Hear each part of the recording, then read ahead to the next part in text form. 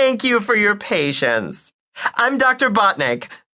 I expected the medical examiner to look ghoulish or creepy or something. Think about it. Medical examiners deal with dead people all day. They slice them open and try to figure out what killed them. But Dr. Botnick was a tiny woman with an inappropriately happy smile and the kind of red hair that borders on orange. Her office had been completely stripped of any sort of personality. There was nothing personal in the entire room. No family photographs, for example. But then again, in a room filled with so much death, did people want to stare at images of her loved ones? Her desk was bare except for a brown leather desk pad with matching letter tray, empty, memo holder, pencil cup, 2 pens and 1 pencil, and a letter opener. The walls had diplomas and nothing else. She kept smiling at us. I looked at Myron. He looked lost. "I'm sorry," she said.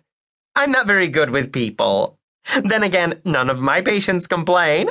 She started laughing. I didn't join in. Neither did Uncle Myron. She cleared her throat and said, "Get it?" "Got it," I said. "Because my patients, well, they're dead." "Got it," I said again. "Inappropriate, right? My bad.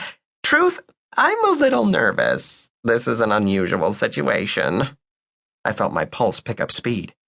Dr. Botnick looked over at Myron. "Who are you?" "Myron Bolitar." "So you'd be Brad Bolitar's brother?" "Yes." Her eyes found mine. "And you must be his son?" "That's right," I said. She wrote something down on a sheet of paper. "Could you tell me the cause of death?" "Car accident," I said. "I see." She jotted another note. "Usually when people request we exhume a body, it's because they wish to move burial grounds.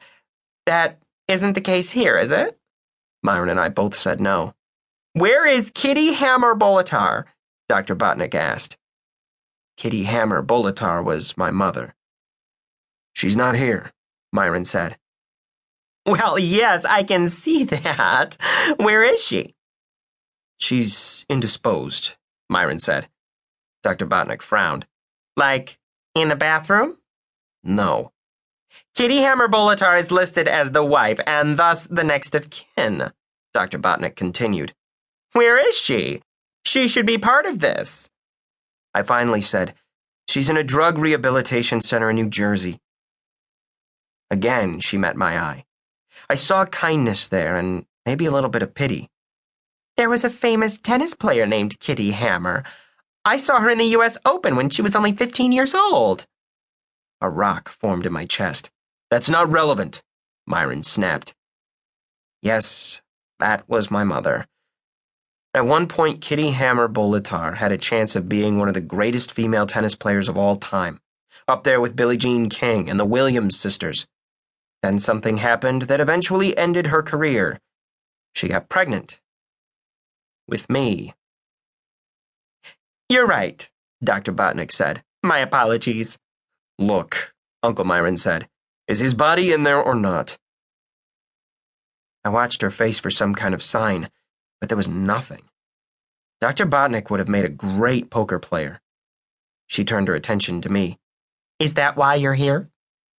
"Yes," I said. "To find out if your father is in the right casket?" I said yes again.